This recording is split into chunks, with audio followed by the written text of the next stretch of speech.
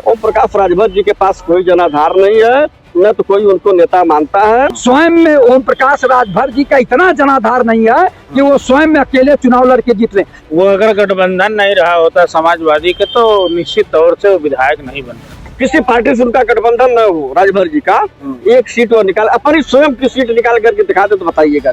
वो दूसरे के दम पे चुनाव जीत के आ रहे हैं। वो महाप्रधानी का जिला पंचायत का चुनाव हार जाएंगे। तो ओम प्रकाश राजभर तो अमित शाह जी की दृष्टि पे यूपी हुकूमत में ये लोग नेता थोड़ा ही है।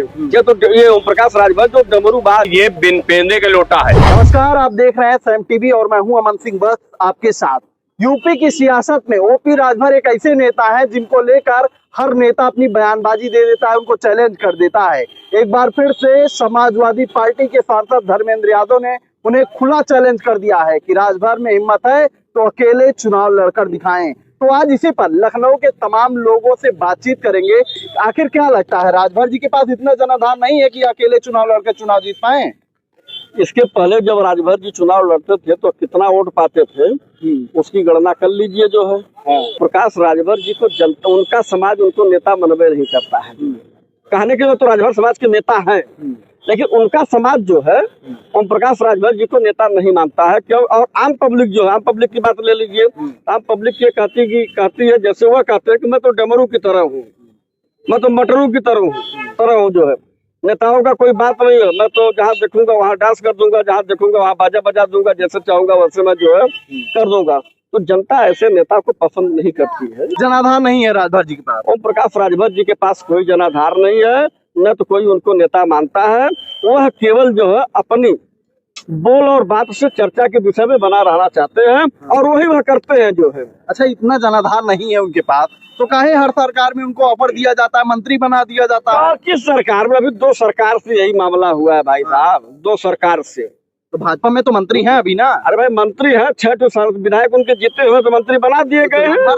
तभी तो है। नहीं हुआ तो गठबंधन था जो है, गठबंधन के तहत जो है जहां उनकी सीट मिली उस हिसाब से जो है चुनाव जीते। जो है अभी इसके पहले जो है सपा बसपा भाजपा जिसकी लहर हुई, आदमी चुनाव आया बस चुनाव निकल गया। थे लोग नेता थोड़ा ही है।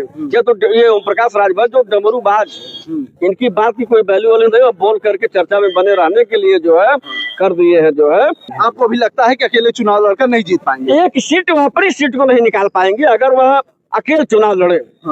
किसी पार्टी से उनका गठबंधन न हो, राजभर जी का एक सीट वो निकाल, अपनी स्वयं की सीट निकाल करके दिखा दे तो बताइएगा।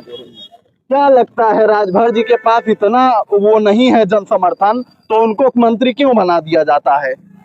मंत्री बना दे रहे हैं लेकिन वो बनने लायक है नहीं। उनकी भाषा शैली देख लीजिए। वो अगर भाजपा से मिलकर न लड़े या समाजवादी पार्टी से मिलकर न लड़े तो वास्तव में उनकी एक भी सीट नहीं आएगी, उस चुनाव हार जाएंगे। वो दूसरे के दम पे चुनाव जीत के आ रहे हैं। तो नेता लोग भी जानते हैं, आम जनता भी जानती है। तो धर्मेंद्र यादव जी जो कहे हैं वो सही कि अकेले लड़के आए, तो अकेले लड़के वो कभी नहीं जीत सकते। वो हमेशा बदलते रहते हैं, कभी समाजवादी पार्टी से मिलकर जीतते हैं तो कभी भाजपा से मिलकर। उनको एक सहयोगी चाहिए, यानी वो जैसे लता को चढ़ा दीजिए पेड़ पे पा जाती है तो पूरे पेड़ पे जो फैल जाती है। सहारा चाहिए। बिना सहारा के वो जीत नहीं सकते। जनाधार नहीं है उनके पास अकेले का। जनाधार अकेले जीतने भर का नहीं है। उनके पास जीतने भर का नहीं है। वो चुनाव अभी लड़े और कहे थे ना कि मऊ वाली सीट हम जीत लेंगे। हार गए कि नहीं हार गए? स्वयं में ओम प्रकाश राजभर जी का इतना जनाधार नहीं है कि वो स्वयं में अकेले चुनाव लड़के जीत लें। या तो उनको समाजवादी पार्टी से मिलना पड़ेगा या तो भारतीय जनता पार्टी से मिलकर चुनाव लड़ना पड़ेगा, तब वो चुनाव जीतते हैं। अकेले वो चुनाव नहीं जीतेंगे। और उनकी वाणी को देख लीजिए, क्या क्या बोलते हैं कि चल सन्यासी मंदिर में घंटा बजाएंगे बाबा, कभी वो अखिलेश जी को कहेंगे इनको सफाई भेज देंगे। तो वो बात बोल के जनता को गुमराह करते हैं और नेताओं को भी गुमराह करते हैं। भारतीय जनता पार्टी में भी नैतिकता अगर है तो ओम प्रकाश राजभर को मंत्रिमंडल से बर्खास्त कर दे और माननीय अखिलेश यादव जी भी नैतिकता रहे तो ओम प्रकाश राजभर जी को अपने दल से समझौता न करें, तब जाके जो है पता लग जाएगा ओम प्रकाश राजभर जी को उनका स्थान कहाँ है। कह रहे हैं कि जो व्यक्ति आज उत्तर प्रदेश सरकार में मंत्री है उसको निकाल देना चाहिए। क्या उसके पास इतना भी जनमत नहीं है कि विधायक बन सके?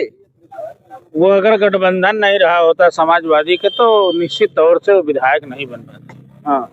वो महाप्रधानी का जिला पंचायत का चुनाव हार जाएंगे। क्योंकि वो पुत्र मोह में फंस गए। माननीय अखिलेश यादव जी ने उनको जो गोल्ड मेडल दे दिया, जो उनकी राजनीति जिंदा हो गई, नहीं तो वही भारतीय जनता पार्टी में रह करके एक डीएम के खिलाफ बैठते थे धरना पे, उनकी सुनवाई नहीं होती। केवल एक जात की बात करते हैं, वो अपने समाज की बात करते हैं। उनका समाज आज उनके साथ खुद स्वयं नहीं खड़ा है। ये राजनीति के एक मेढक के स्वरूप है। जब बरसात आता है तो टर टर करते हैं। अगर वो इस तरह की भाषा, इस तरह की शैली नहीं बोलेंगे तो भारतीय जनता पार्टी ही उनको निकाल के फेंक देगी। ठीक है, क्या लगता है चाचा, ओपी राजभर के पास अपना जनाधार नहीं है, मंत्री हैं, योगी सरकार में कुछ देख के ही तो उनको पार्टी में शामिल किया गया होगा, सरकार में शामिल किया गया होगा?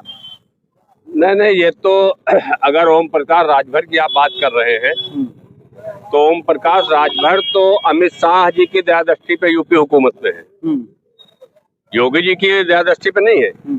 अमित शाह जी की दया दृष्टि पे वो मंत्री बने हुए हैं और सिर्फ उन्होंने अपने ही समाज को,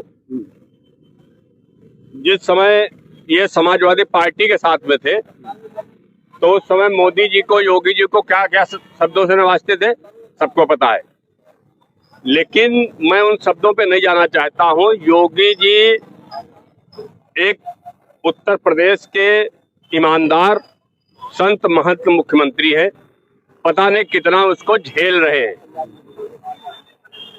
ओम प्रकाश राजभर को, क्योंकि ये बिन पेंदे के लोटा है। ठीक है, तो ये तमाम लखनऊ के लोग थे जिनका ये साफ तौर पर कहना है कि अगर जो नेता हैं वो चैलेंज कर रहे हैं ओम प्रकाश राजभर को, और राजभर जी को लगता है कि हमारे पास जनमत है, हमारे पास जनादेश है लोगों का, तो चुनाव लड़ लें और देख लें कि परिणाम क्या होता है। तो फिलहाल ये लखनऊ के लोग थे, इनके विचार थे इस बातचीत में। फिलहाल इतना ही। ऐसी खबरों को आपके बीच में लेकर आते रहेंगे, तब तक देखते रहिए साम टीवी। शुक्रिया। सब्सक्राइब करें साम टीवी, क्योंकि हम आ गए हैं अब आपके बीच, दिखाएंगे सत्ता के वादों और अपराधियों के एक एक कारनामे की हकीकत। और हाँ, अगर आपके पास भी हो कोई ऐसी खबर तो कमेंट करके हमें बताएं, क्योंकि बिना डर और दबाव के हम दिखाते हैं हर एक खबर डंके की चोट पर।